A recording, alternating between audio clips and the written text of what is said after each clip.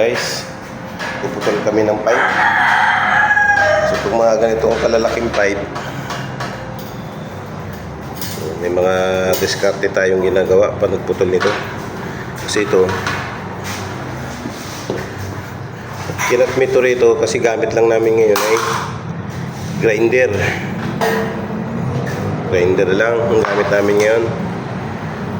So kailangan mamarkingan ito ng pabilog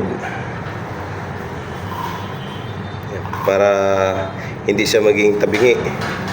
At kailangan pag kinat ng grinder, utay-utay siyang paikot, nagagalaw. Ganyan.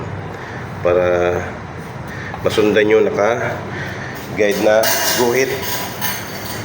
Ayan.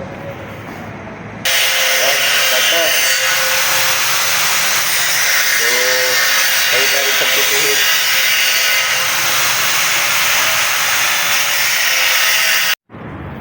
Ayan, putol na. So, patitridan pa namin yan. Dadali namin sa machine shop. Tulad ng ganyan para mapasukan ng kupling. So, dito na kami sa may shop. So, yun yung machine nagtitrade ng mga pipe. So, yan yung pipe na pinutol namin.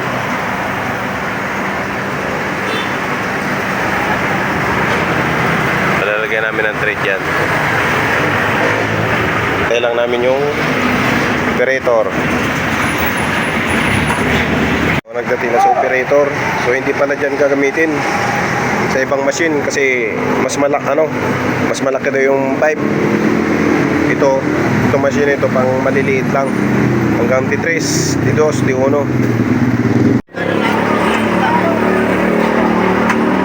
Yan na yung pag-T-trade.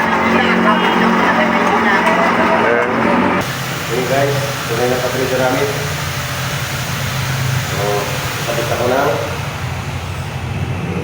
entrance cap. Ito yung nasa pinakataas na dulo ng pipe. Mga continue. Hindi na pa ito ng wire. Punta sa dito na meron ko. Kaya ako na silihain yung kanto. Yung pinaka-trailer. Kaya dito dito na wire. Kaya ito na sugat yung wire. Yan ako.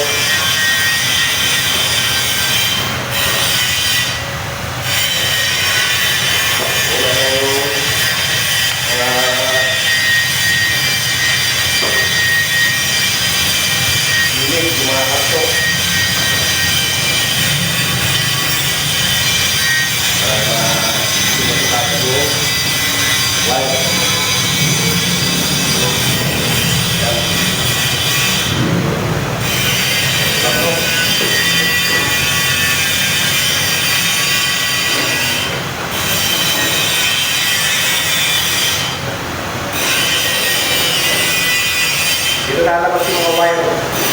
Maraming wire.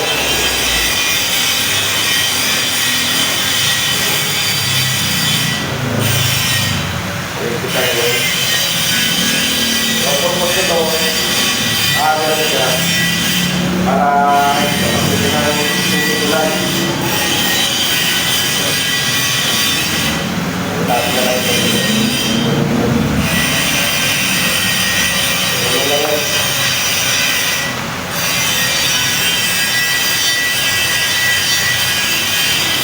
Kita lang yan.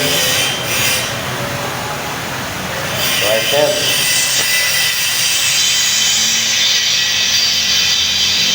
Tara. Salpak na yan, mamayang gabi. Overtime ulit. Magdamag. Skating malupitan naman. Ha? Skating malupitan. Tutugtungan.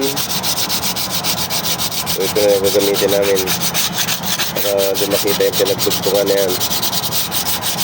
Metallic silver, i-spray dyan. Kailangan lang siyang pakinisin. Uwi ng maayos para maganda ang kapit nito. Tapos may spray.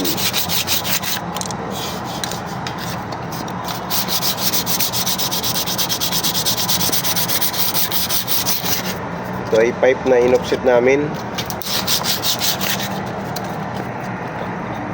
para makahabol yung layout punta sa panel box ng breaker.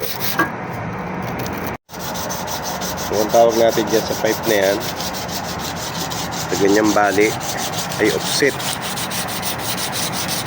para mahabol o mailiko kung saan yung direksyon ng panel box o ng layout.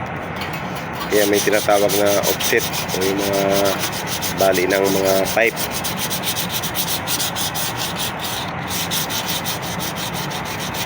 Letter A siya, parang letter S.